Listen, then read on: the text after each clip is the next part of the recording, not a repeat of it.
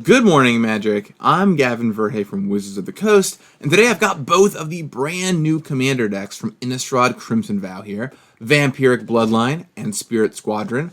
I'm going to open them up, look through the cards, and tell you a bunch of stories as we go. Ready? Let's get started. Let's start with the Vampire deck, just because it is Crimson Vow, which is, of course, vampire themed, so I want to be able to show you this one. Here's the back of the box, which at the top tells you about Commander and what the format is.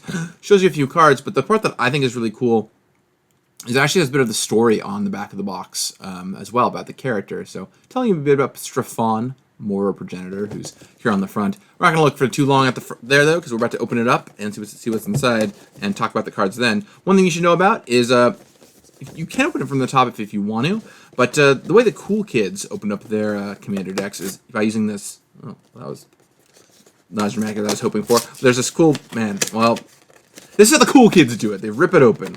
This is exactly right. Maybe I just grabbed from the wrong side. But it's a really cool pull tab. It'll work next time, I promise. Well, I think every other video I've nailed this. I don't know why I biffed it for this one. But anyway, it's a very cool pull tab. But if you want to be the cool kid, apparently you got to rip it open like a wild animal. Like a vampire, maybe.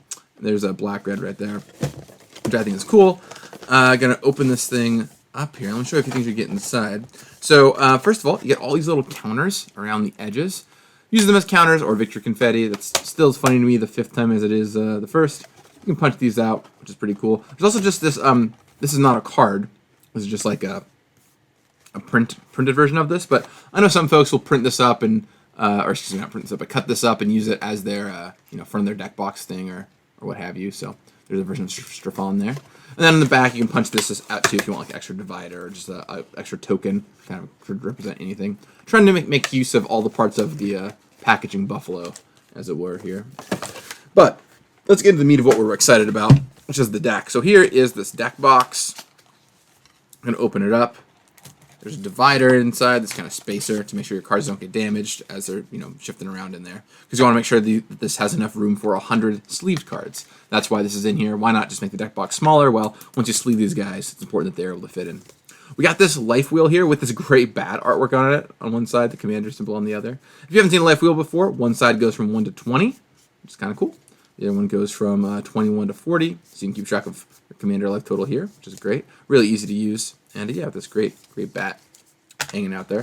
There's also this insert. Now, on one side, it's going to tell you about how to play Commander, which you probably know if you're watching this video. Maybe you don't. If you don't know Commander, you can pause it here. Here's this area. It also up here, though, tells you a bit about playing the deck. There's a little tip here, little tips about how to play these decks. I think a lot of folks just skip right over this, but especially if you're newer, this is really great for giving you some tips. Of course, in a vampire deck, it's going to be pretty straightforward. Play vampires. As it says, you play classic vampire synergies. But some decks require more explanation than others, so it never hurts to take a quick glance at what we've written here. And this is actually written by the designer. So, like, for some upcoming Commander decks I've worked on, I write this text. So that way it's just a little tip from the designer to you. And on the back, you get to hear about Strafon, learn about who they are creatively. What's the deal with Strafon? Strafon Mauer is the progenitor of the Mauer lineage of vampires and the lord of a remote part of Stesnia's outland valleys. Not going to reread the whole thing to you, but you can pause the screen here and read it for yourself if you'd like. There he is. As well as, you can hang this up use it as a poster if you want. Anyway, though, let's get away from that, because what we're really all here for are these juicy cards. Oh, they're probably not that juicy. They're probably a little dry given everything. Well, I guess there's blood tokens. All right. Well, anyway, enough about that. Let's open this up and go through the cards. So when we started doing, I think Strixhaven was the first time we did this. There are these thick commanders in here. So you get your normal commander, the card size commander, card field commander. Here's Strafon. But you also get this in the back hiding out. You get this thicker version of it. And just if you haven't seen this before, I'll just show it off really fast. Many of you probably have, given that you've you've been watching my videos for a little while, of course, right? You've been watching all my unboxings. But this is a thicker kind of plastic. And it's great for using as your commander, because your commander doesn't get shuffled back into your deck, right? So you can just leave this off to the side if you want, and then keep this Strafon for some other place, other time. build 2 decks. I don't know. Put this in the 99 of your Olivia deck and use this as your commander here. Whatever it is you want to do. It's a little value add we give you here in these decks. So I think that's pretty cool. Move this over here to the side. And then we'll start going through the cards. So one of the things we knew we wanted to do was a vampire deck. But there was a question about what would we do that was different. And doing something with blood, given that it was the key kind of new thing going on with vampires here in Innistrad Crimson Vow, was a pretty natural thing to lead toward. So we made Stefan a vampire that cared about blood, and unlike a lot of vampire decks you've seen in the past, this is some sideways going on, which is not just +1/+1 lords everywhere, but it's got this blood kind of mini theme happening. Now, granted, you still got plenty of cool vampire synergies, like natural, classic vampire stuff, but some blood matters for sure. And yeah, this one's pretty cool, right? Whenever it attacks you in sack 2 blood, to get to play a vampire for free and give it indestructible to boot. So Stefan is pretty cool in that sense. And we get to give you a lot of blood for hitting multiple different players, too, with its second ability. So, encourages attacking. It's definitely an attacky-focused vampire deck. And should play out pretty differently than, like, your Edgar decks, which, Edgar's about kind of spamming the board with vampires. This one, you want to be able to cheat in some big vampires. So, you'll see some of those hiding out here. I think, like, the second card here. Oh, not that one, but this second card, Temethar, the Baron of Bats. This is a great one to cheat out. It's really powerful. Lets you turn all your non-token vampires that die into little bat tokens, and then they come back when the bats go away. So, yeah, this is a good one to cheat out. Love Ward showing up in Strixhaven. We've been experimenting with a lot of different kinds of Ward. Discard a card is a nice one just to make it feel impactful, because in Commander, 3 life or even 5 life isn't just not that much for killing something off. But a card from your hand, so that's starting to get pretty meaningful. So, yeah. Lots of different kinds of ward I think we'll be seeing in the future. Alright, so we reprinted a few cards from the main set here that made sense, like Blood-Tithe Harvester is a blood maker, so that shows up in these decks. Going through the reprints, we got plenty of on-theme stuff. Ancient Craving to draw some cards. Blood Artist, of course, this has been a great commander card since it showed up in Innistrad block originally. Avacyn Restored, I believe. Bloodline Necromancer. Funny fact about Blood Artist is it was not pegged as like a playable card. It's just like some limited meant uncommon. So not a lot of thought was put into its constructed implications, but ended up being, I think, a pretty cool constructed card. One thing I don't like about it is that you have to choose so many targets whenever anything dies. Right, a Wrath causes a million triggers. A lot of our newer versions of this just trigger off of your cards, but still cool stuff going on. Bloodline Necromancer from the last line of Vampire Commander decks. So. Cool to see that one back. This is a card that's quickly become a commander staple in Feed the Swarm. Just killing off enchantments in black, really strong. Not many cards that can do that. So Feed the Swarm shows up in a lot of our decks and precons. Belgian Aristocrat puts counters on all your vampires. You want some cheap cards here too to help trigger Stefan, so that's important. Urge to Feed, a Zendikar classic here. Vampire Nighthawk. This is such a beloved card. I know this is kind of, it's not like a super hot commander card in a lot of circles, but it's just, everyone loves Vampire Nighthawk. 3 mana, 2/3 flying, Death Touch, lifelink. Since the card came out, people have felt this card is awesome, and not putting it in a vampire deck would just kind of feel wrong to do. So Rakish Air, and these kind of classic vampire reward, hit them, get a thing. It's kind of cool to see all these vampires from Zendikar and original, like older Magic and original Innistrad and everything all together in one place. And Stesnia Masquerade is from the last time we went to Innistrad, so cool to see all the different varieties here. Vandal Blast, always keep it around. Don't leave home without it. Blow up all your opponent's annoying artifacts. I'm not sure if I like or dislike that Vandal Blast kills off mana rocks. I mean, it's clearly more powerful for doing that, but it doesn't tend to lead to like gameplay that I love, because a lot of folks you kind of Armageddon them. But maybe folks should just not be playing with as many mana rocks. I don't know. Maybe this punishes them for that. I like destroying all the other artifacts, but maybe it could be destroy a target artifact you don't control without a mana ability. I don't know. Well, you can let me know what you think about this. Rakdos Charm, yeah, a card that is great in black-red decks. Most mode use, I'd say, is probably this last one, I find. I mean, these are both great utility modes for sure, like stopping a graveyard deck, killing an artifact for sure. But this last mode just kills people out of nowhere. There will be some tokens player at the table, and they'll die to this. Thing. Stromkirk Captain, yeah, Arcane Signet. Put this in pretty much every commander deck these days. Wanted to make sure that there's plenty of them out in circulation. Not sure we should have printed it. I did a whole video about that you can go watch called Is Arcane Signet a Mistake? Great discussion there. But now that it's out there, we want to make sure folks have access to it. 2-mana rocks are kind of a staple of the format. Commanders here, so 2-mana rocks. Got a whole smorgasbord here. Another staple of the format in Soul Ring. Another staple in Swiftfoot Boots. Love how these decks are such a great building block for folks to pick up and start playing with right away. We've come a long way. If you've been watching the Commander Chronicles episodes with Melissa, wow, some of those early decks are rough around the edges, we'll say.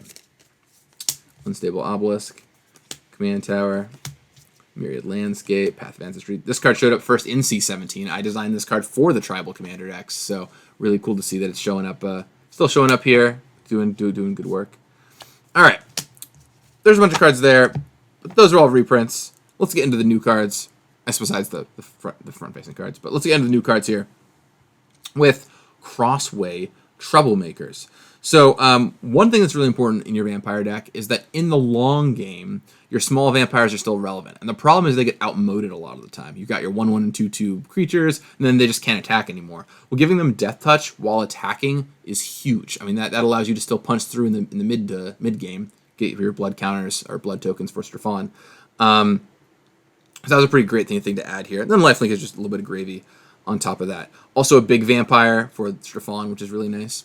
One thing you'll notice, it says attacking vampires. We're not super huge on Death Touch on defense because it just makes all your creatures trade with everything. It makes no one want to attack you forever. And blocking, just kind of being like, hey, yeah, I'll trade off with anything. Your power toughness doesn't matter on defense with all my creatures. Is not great gameplay. So we're not super stoked about that. And then, this second ability, you get to spend all that life you gained out somewhere to draw some cards. One thing you'll note is often if you've got mass life gain on something in a commander deck, we have a way for you to spend it, because otherwise it's really easy for you to just get up to like 80 life but not have an easy way to tick your life total down to make the game actually end. And we do like making sure the games end, so this gives you more resources for your cards. Notably, this is a big vampire for Strafon. We wanted to make sure that we made some new ones so that he'd have plenty to put into play. So that's one of the roles this is filling. It's doing a lot of good stuff for this deck. Here is the Glass Cast Heart. Commander sizing, some blood token and blood token abilities. What was important. Blood is kind of in this weird space not weird space, but middle space, where it's not like as you want to wait around to use it with your cards as food was, right? Food is like, yeah, you could gain 3 life in Commander, but you're almost always going to want to wait for your cards that have food matter. And it's not as sack immediately as Clues are, where it had almost no build-around stuff. Blood has some build-around stuff, and also sometimes you just want to cycle your cards. So making some build-around stuff that was Commander-sized is really nice, and so this last ability to make everyone else lose 13 and you gain 13 is a great way to spend a bunch of blood tokens if you just have a million lying around. And then, you can also just make some vampires, which is pretty cool. Great piece by Lena Danner, by the way. That was stunning. And a little creepy as well. So one thing we wanted to do in the Commander decks was play up the wedding theme. Play up the wedding theme of Innistrad Crimson Vow. So we tapped into a lot of other mechanics. There's a bunch of Soul Bond cards, for example, that show up in the set booster Commander cards. But one thing that is, of course, super wedding-y, dual-y, couple-y is partner. So we created a bunch of partners and put one pair in each of the decks. And we're trying to use partner and partner with a little bit less than we have been historically, just because there's so many duos showing up in the command zone. Commander's meant to be played with 1 as a baseline and 2 sometimes, and it's creeping a little bit more toward 2 maybe a little more often than would be ideal. So we're not trying to make a ton more partners, but this was a great opportunity to do it. Notably, partner with is a lot easier to balance than partner, because just the combinations are 1 other card instead of infinite other cards, so you get to build around it a little bit more. So partner with, I think, we'll be seeing more often than partner. Anyway, though, Comber, notably, there's a lot of discussion around this card because there was a file released that I think had incorrect text on it. This is the correct text on the card, and it's on all versions of the card. I opened up the extended art one in my collector booster box last week, so just for anyone out there who's curious. Anyway, I should go find its partner. So I'm just going to skip ahead a little bit to Laureen here. lets you sacrifice artifacts or creatures to goad things. Vampire decks often have a lot of extra creatures. Then Blood, of course, gives you a lot of artifacts to sacrifice. Blood are artifacts because A, they had to be something. First of all, we need to make them some card type. And second of all, because of all the artifact synergies. It's cool to have that play around with artifact synergies. So, anyway. There are Loreen and Camber. And, to all you, just want to be clear, all you fans of Partner and Partner With, a lot of cool things with the mechanic. I'm sure you'll see both in the future. Just want to be careful and judicious about it, right? That's really important to us. Olivia's Wrath, a pretty natural design to make in an aggressive deck. The question you ask yourself immediately is, I'm going to need board sweepers, but I'm a tribal deck. How can I sweep your board but not sweep mine? And this is kind of the answer you come to. It's a very, very simple design answer, but sometimes the simplest design answer is the right design answer. So there you go. Predator's Hour. This does this whole mana washy exile play their stuff kind of thing. And often in a commander deck, in an aggressive commander deck, you end up low on gas in the late game. This is a card to make sure you've got gas, and importantly, you'll have big creatures and big threats you can cast from your opponents. So, you Gaunty a bunch of their cards. Shadowgrange Archfiend. Madness of 2B, pay 8 life. I remember seeing that and being like, whoa, what's going on here? It's kind of splitting the difference, like trying to figure out what the right numbers on this thing are. But it can come down very early if you build it right and draw it in the right way. Even though this is not a vampire, it is just a demon hanging out in this deck. We wanted to make sure there were just some cards that, even if you weren't a vampire player, you could get interested in. And here's one for you. Arterial Alchemy. I believe the name for this in playtesting was Bludgeon Brawl, after the card Bludgeon Brawl. So that's pretty funny thing. Let's all your blood be equipment, which is, once again, sort of like Bludgeon Brawl. This card really charms me. I think it's a pretty cool design. Hope red players out there like it. Play in your equipment decks, too. It gives you 3 equipment for 3 mana in a 4-player commander game. So, that's pretty cool. Imposing Grandeur. This card is great, and it wheels, but there's been a lot of feedback about forced wheeling, causing all kinds of trouble. Not just with Hull Breacher, which is now banned, but with a lot of things. So, I think a key word on this card, and something you'll probably see more on future commander-targeted wheels, is this may, right? Each player may discard their hand and draw, so you are not forced to wheel away your hand. It's partially here because if your opponent has a 1 mana cost commander, making them discard 6 cards to draw 1 would be kind of frustrating. But also I think it's just good gameplay to not necessarily force your opponents to discard their hands on a card like this. So, we're not going to do that all the time, but it's a nice knob we can turn on our wheels that I think will help their power level. Markov Enforcer. Big burly vampire. Once again, the face commander Stefan really wanted some big burly vampires. And, Markov Enforcer does just that. Fighting their stuff. And whenever you play another vampire, stuff gets fought. So, yeah, lots of fighting happening with this. Scaling off number of vampires is cool, but we always are looking for what are commander size rewards. It's like damage, okay, well, you deal like 4 damage somewhere. Who cares, Not that strong on a new card. But your artifacts are very precious. So Midnight Arsonist blows up a bunch of artifacts. And this actually uses the non-mana ability technology I talked about earlier that we could have used on Vandal Blast, or, an alternate universe version of Vandal Blast could have had, which makes me happy, I think. But yeah, maybe some of you blowing up mana rocks more than others. But anyway, this is pretty fair. Comes down, blows up a bunch of non-mana rock artifacts. So lots to like there.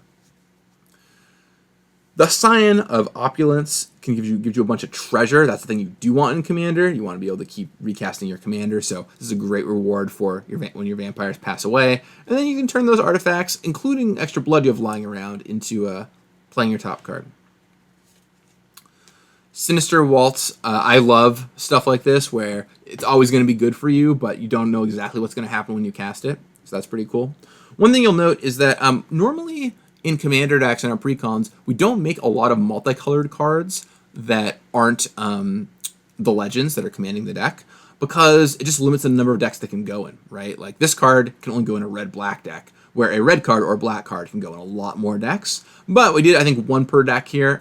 Just does a little bit of gold spice running around. It kind of as a test to see what folks thought about them, how much they saw play.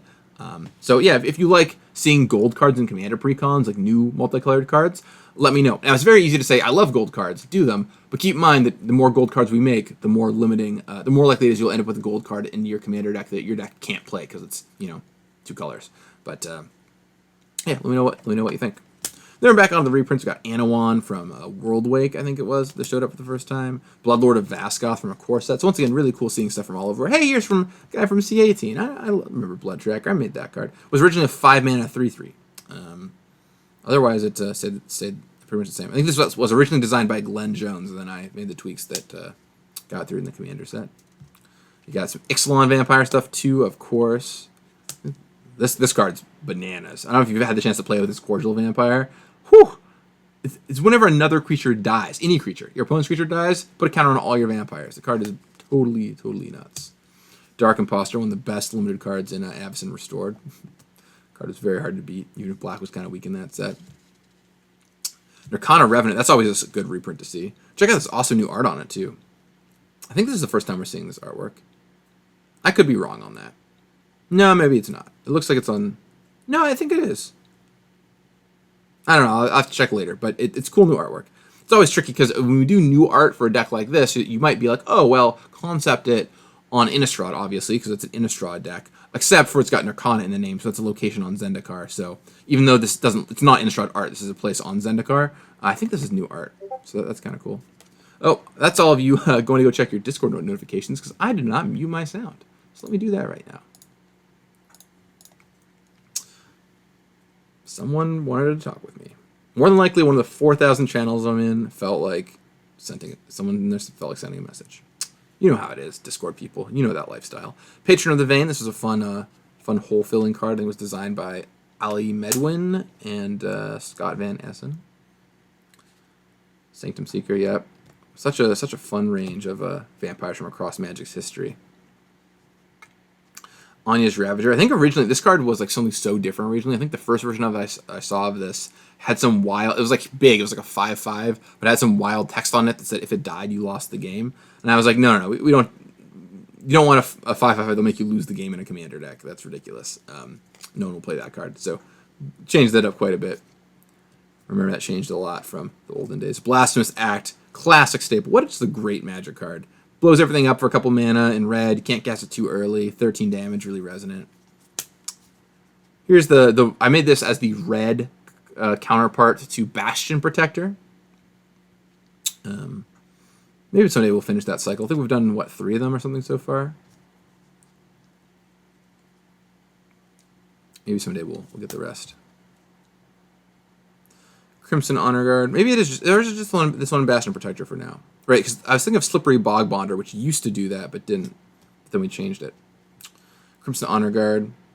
Yeah, this card originally was like a 4-mana card that dealt damage to players if they controlled their commander, and everyone was like, you don't want to punish folks for having their commander, which is totally right, and we changed it to hitting them if they don't control their commander. Pushes people in the right direction. Play those commanders out. Get them in play. Force them to battle. Have them die. Make them be recast. It's a good time. Vampiric Dragon. Big throwback from Odyssey block, I believe. Then we have the mana base. We got Exotic Orchard, Foreboding Ruins. I'm not going to talk about all these lands. One thing I will say is that we're making a conscious effort to not put in as many tapped dual lands. We've got a lot of negative feedback about that in the past. So you'll get some strong ones like Temple of Malice, but like Guild Gates and stuff like that, we've mostly tried to keep out of these with the ones going forward. We just, people get frustrated when their mana bases, especially in 2-color decks, don't allow them to cast their spells on time. So lots of basics here. Because we just try to not do those Guild Gates. You got plenty of other ways to cast your spells.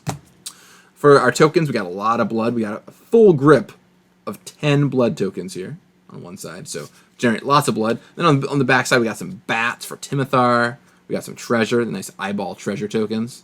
And then vampires, of course, because you can make some 1/1 vampires as you play this deck. And then a little reminder card telling what you do on your turn and what the formats are. And that is the black-red vampire deck. Let's move on to the other deck. We got this one right here. Spirit Squadron, helmed by Millicent. Here's the back of the box, telling you to believe in ghosts, which is a pretty cool tagline. And then just a little flavor about Millicent, but we'll see more about it here in a moment. All right, I'm going to do the pull tab this time. I'm going to do it right. All right, pull tab. Don't fail me now. There we go. There it is. Little blue-white down there. See, you can also do it like that and be a cool kid. I'm going to pull everything out. Same deal as what we saw before. You got Millicent, you got all these Chaos Confetti, or that's a much different thing. Victory Confetti tokens over here. Back you can punch out.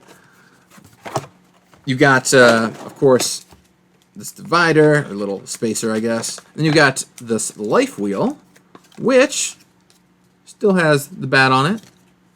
It's got a little blue-white at the bottom, though, so I think that's a little bit different than before to indicate that it's the blue-white deck. Right, here's the red-black one for comparison. So you see there's just a tiny little touch at the bottom to show the deck that it came from, even though it's the same bat artwork. Bat artwork, not bad artwork. It's cool artwork. And then you get this insert, which I'll open up for you. You're going to find some of the same information there about how to play Commander still here. But the big one is one thing, you get this little bit on playing the deck, telling you, basically play a bunch of spirits, and your spirits will be awesome. So the ones for these decks I think are pretty straightforward, given they're tribally. But for other decks in the future, just take a moment, look at this. Maybe I'll give you some tips before you play your deck. I think a lot of folks just throw this insert out and never looking at it. We take time to write stuff for it, though. There's a bit of the story behind Millicent. Not going to read the whole thing off once again. If you want to read it, you can pause it here and find out their flavorful background. But story time with Gavin, reading time with Gavin is a different video. Maybe someday, I don't know. I had this idea of maybe just like reading magic fiction at one point, like reading stories that we write on the website. It'd be a fun video. If you'd enjoy that, let me know in the comments. Maybe I'll do that, just narrate it, and I'll use my reader voice, which I don't think any of you have ever heard. It makes some funny voices. Maybe that could be like a fun holiday episode. Yeah, if you enjoy that, let me know in the comments. Or if you're like, nope, definitely don't ever want to hear Gavin tell a story with funny voices, that would embarrass me and my family, you can let me know in the comments below. Here's Millicent right here. So, This makes a lot of spirit tokens. It goes wide with spirits. It's pretty much what this deck is trying to do. And it wants you to be able to recast it. Now, these kind of cards are very interesting in that they can be a little feast or famine. In that if they kill off your commander, great, you can easily recast your commander. If they kill off everything with a board sweeper, suddenly Millicent is back to 7 mana to cast, which is kind of tricky. So how are we going to solve that problem? Well, the way that we solve it is when your board gets swept, you get a bunch of tokens back from all your non-token triggers. Because Millicent will still trigger if Millicent and all your tokens die, or not all your tokens, but all your non-token spirits die at the same time. So that's kind of a tricky way to make sure that when you want to recast it, you still have some spirits in play. Because otherwise, if this last ability was something else, they would board sweep, you would then have nothing in play, and Millicent would cost at least 9 mana to cast, and you're like messed up on 2 axes. But if you get 4 tokens back, well then it's easy to recast on your next go round. So kind of a clever design trick there to get this first part to work, which I think is pretty nice. So there's Millicent here. And then, each of these decks, as I mentioned before, has a commander that cannot command the deck. That is just like a cool legendary card. And Denal, I know, has caused a lot of discussion already. A lot of folks are very excited about this. Turns all your flyers into additional copies of them. They're 1/1s, but you get all the ETBs, so your Mold Drifters, for example, double up and draw you some extra cards. Pretty fun to evoke. And I think what's cool about this card is it tells you to build a flying commander deck. Mono blue flying sounds like such a simple theme, and it's one that we just haven't really done. So that part I think is pretty awesome. I'm excited to see what folks build with this. Cool foiling job on there too. Yeah, what nonsense flyers the ETBs are there. Excited to see what you come back with. All right, we got some reprints, Crush Contraband. Love voting cards. Always a huge fan of getting voting cards into decks. Custodian Swire, I know is not the strongest thing, but voting is such a fun mechanic. They're really hard to design. Designing voting cards is really difficult, but I love it when we get to make them. Ghostly Prison, extra on theme here, right, because of the spirit theme. So you get to do some double stuff.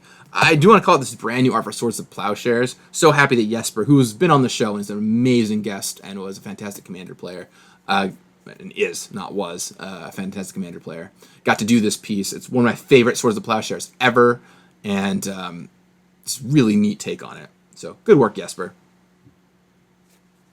Arcane Denial. This is a card I'm actually curious about. I like never put Arcane Denial in my decks. I know a lot of folks really like this card.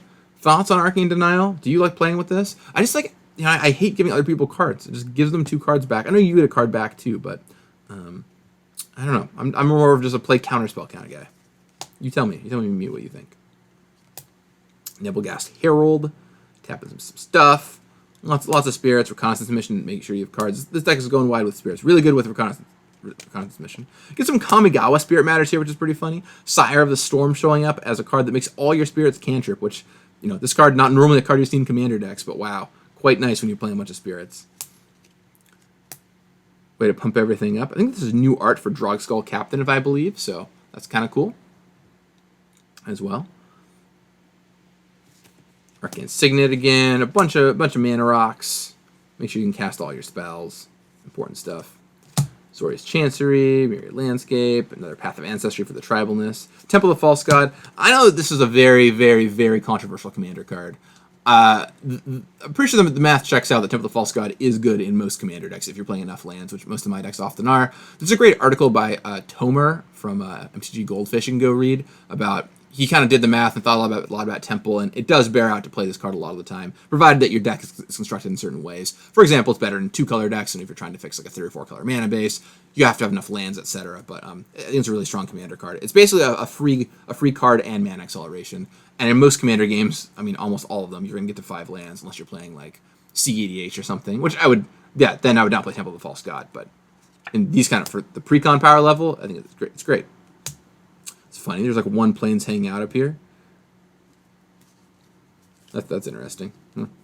Fun fact. All right, we got our backup commanders here. So we got Rhoda and Timon. I'll go grab Timon right now. Oh, they're hanging out together. Oh, that's perfect. That wasn't true in the vampire deck. Well, yeah, here's Rhoda and Timon, chilling side by side. Kind of see what's going on. We have a human and then their buddy the spirit, in Rhoda. So Rhoda, Timon helps make sure you can attack and taps people's creatures every turn, and then Rhoda gets bigger as their stuff gets tapped. So you get these out together, and you tap one thing from each player every turn. Rhoda's going to grow by 3+3/+3 every turn in a 4-player game. What is there fun to say about these two? I guess one thing I'll mention is that often in Commander we're pretty gun shy about doing tapping in beginning of combat stuff, because it leads to like a lot of beginning of combat discussion that's really frustrating. For example, Icy Manipulator is a very annoying card because like every combat step, it's like, are you going to attack me? Long debate, long political discussion. Should I tap your thing? Should I not tap your thing? Then the other player's like, should I betray their trust? It's cool in small doses, but really frustrating to happen every single turn like it is with Icy. Timon actually solves this by just doing it to everyone every turn. So it's never a question of like, are you going to do this? Are you going to do the thing? It's like, no, I'm just going to do it. I'm just doing it. Don't worry about it. I'm just doing it. And you want to do it too because of Rhoda, right? It gives you a reason to even not be political about it. Drogskull reinforcements are here. Melee is a mechanic that I love. I love returning to mechanics in old commander or new commander decks. Stuff that showed up in older commander products, or I guess in this case, Conspiracy. So giving all your spirits melee is pretty sick. It makes them all really, really huge. Melee is gigantic, right? I mean, it's super easy to give all your spirits like +3/+3 with this thing. So yeah, that's pretty good for like a 4-mana 2/2 body. The Haunted Library. Really easy to get tokens. Notably, this is not limited once per turn, so whenever any of their creatures dies, you can pay 1 to make a spirit.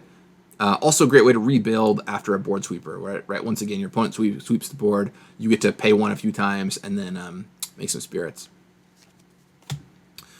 Priest of the Blessed Graph gives you tokens if your opponent's ramping more. One thing we're trying to do is find ways to punish ramp that are not just blow up your lands, because players don't like their lands getting blown up, but we gotta punish ramp somehow. It's just out of hand. It's ridiculous.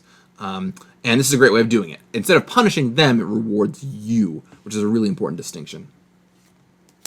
Storm of Souls. This is a card I'm so excited to exist. White has needed a card like this for a long time. Just reanimate your graveyard. Yes, they're all 1/1s. We probably have a lot of sick abilities in there that you'll get back. So this is a great way for White to come back and get some mass card advantage in the late game. Really excited about this one. I think that there's a decent chance this becomes a staple in a lot of White decks. If you're playing enough creatures, you will want to do this, especially in White tribal decks. This is a really interesting one. I want to know with Sudden Salvation, you can target lands. So one thing that we're experimenting with is trying to find ways to give White ramp. We're trying a lot of different ways of doing it. You've seen some things like Keeper of the Accord already. This is one that lets you bring back lands that are sacrificed. So if you've got an Evolving Wilds or fetch lands, you crack them, you can target them with Sudden Salvation, and then get mana ramp yourself that way. I also love the kind of like help your opponents out, get a bonus for it too. So you bring their stuff back, you draw some cards for it. So this is a white card that can draw cards and mana ramp you if things go your way. Now, granted, you're not going to bring your opponent's stuff back that often. You're mostly going to target your own things to rebuild, or even like I said, to ramp in some cases. But pretty cool card, neat design. Breath of the Sleepless lets you be pretty tricky with this deck. The blue-white spirits, playing on your main phase is something you can do, but a lot of them have flash, and it's nice to be able to kind of leave up mana, have your opponent not sure about what's going to happen. And this card makes sure that all of your spirits can do that, including your commander, which is a really big deal to be able to cast your commander end step or something, keep it protected, spend that mana on it for good reason, and tap their stuff while you're at it. Ethereal Investigator, awesome. Really love this card. I mentioned this in my Collector Booster video too, but I'm a huge Investigate fan, so just getting more stuff that investigates in there in the set in any fashion makes me pretty happy. Love to do more investigating. Haunting Imitation. This card is super fun. You get to create tokens of stuff, some of which might be your own, some of which might be other players. So that's a good time. And then the thing I want to focus on the most, though, is this buyout clause, or the you missed clause. It's always such a feel bad when you cast a card like this and it just does nothing. Literally, you spent 3 mana and discarded a card. Yeah, really happy that this little bit of text is on here. I think if this text wasn't on here, we probably would have had space for the card to go somewhere. Often we don't just reveal cards and leave them on top. We put them into a graveyard or in a player's hand or something. But I don't think we wanted to mill players for one, I guess, here with this card. So, because Innistrad has a lot of graveyardy stuff going on, so it can help your opponents out. Stuff like that, maybe. Allowing you to buy it back with this last ability is pretty cool. So, pretty happy that we did that here. Occult Epiphany kind of harkens back to Delirium, even a tiny bit, caring about card types, which I think is pretty fun. But yeah, just a big draw X, discard X spell. Read the Runes is a card that some folks play sometimes, and this is a fun way to get a bunch of creature tokens out of it too. At instant speed nonetheless, right? Cast this for 4 mana, even just to draw 3 cards, discard 3 cards, and make 3 spirits. It's pretty strong effect. Spectral Arcanist. You gotta love these some free cast stuff that scales off tribal, because it's strong, it's very strong, but you have to you gotta build around it a little bit. Unless you're a jerk and you feel like casting Restore Balance from your graveyard is what you're in the market for. But it's a lot harder to set that up. You got to discard the Restore Balance first or what have you. So it's pretty fair to make that happen. Disorder in the Court, which is a great card name. Blink a bunch of stuff. It's a very blue-white effect. It's a very fun blue-white effect, blinking a lot of things. The fact that you get to investigate, all the better. But love blinking stuff out. Also a really cool way to just protect yourself from a wrath, right? Because I guess this is technically sliding something out as opposed to blinking. Blinking returns right away for all you people keeping attention to nomenclature for this kind of thing. Love it as wrath protection, which is really nice. And also, sometimes your stuff dying with Millicent is okay, but sometimes you just want to flicker out just Millicent.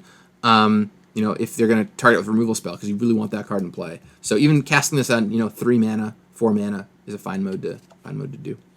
Then we get into the reprints. We got some Spirit Matters in this Angel Flight Alabaster, Benevolent Offering, Boreas Charger, a card which I made a video about. This is one of my top 5 cards that I regret. You can go learn about why in that video if you want. Some cool Innistrad spirits. You'll get a fun mix of spirits here. Hollowed Spirit Keeper makes it a lot of spirit tokens. When we get to the token section, you'll see a lot of spirits hanging around there because you need a lot of 1/1s to play this. Karmic Guide, not just an angel, also a spirit, which is kind of cool.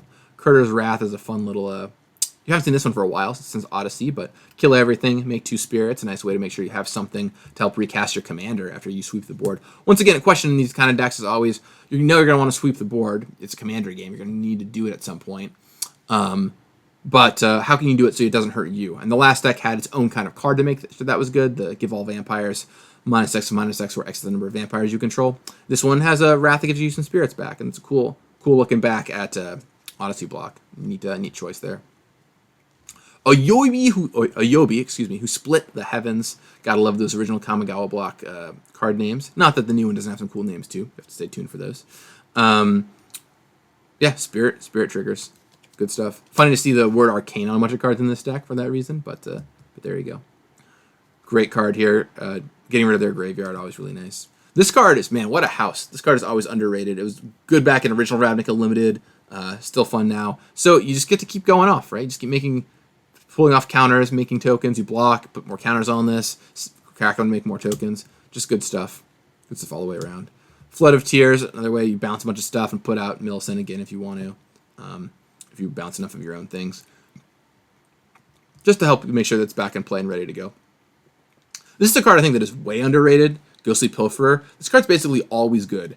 Right? It draws you cards, which is awesome. Whenever it becomes untapped and you pay some mana, but whenever they cast a spell from anywhere other than their hand, which includes their command zone, you draw a card. So it's very easy for this thing to net you like 2 cards just if you play it on turn 2 really early in the game as other players cast their commanders. So big fan of that. It's a nice spirit here, Kami the Crescent Moon, Midnight Clock, quickly becoming a commander staple. Even the new Supreme Phantom, relatively new Supreme Phantom. Verity Circle. This is a card you don't see every day, but yeah, it really goes with the tapping theme. This is great with those partners, right? Because you tap them outside of combat and just draw cards from it. So it's cool when you find niche cards like this that really make themselves known. It's a great one. Dovin, Geist of St. Traft, a nice classic too from Innistrad. Then again, the mana base, you get Moorland Haunt, of course, which is kind of a nice way to get spirit tokens. And then, as you'll notice, very few tap lands. Temple of Enlightenment, kind of the one, but then you just go into Islands and Plains.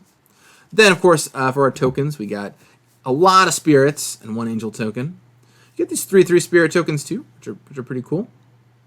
And then Thopters, these other colorless spirit tokens. There's a number of, I think, Kamigawa cards make colorless spirit tokens, so that's what's going on here. Copy and Clue. And there you have it. There are both of the commander decks, both the Blue-White Spirits deck and the Red-Black Vampire deck. Hope you enjoyed this walkthrough. You learned something new, enjoyed some of the discussions. If you have any thoughts or comments, you can let me know in the comments down below. And if you made it all the way through, if you are all the way here, and you want to make a post in the comments that clues me in that you made it without just saying, I made it through, the code word for today's episode is Geist. If you can get the word Geist somewhere into your comments, that'll let me know you finished the whole thing. And I know a lot of you kind of wait for these code words and love sneaking them into your comments. So Geist or even Ghost is a great way to show that off. All right, everyone, thank you so much, and I will talk with you again soon. In the meantime, may you have a lot of fun with your commander deck of choice. You got this.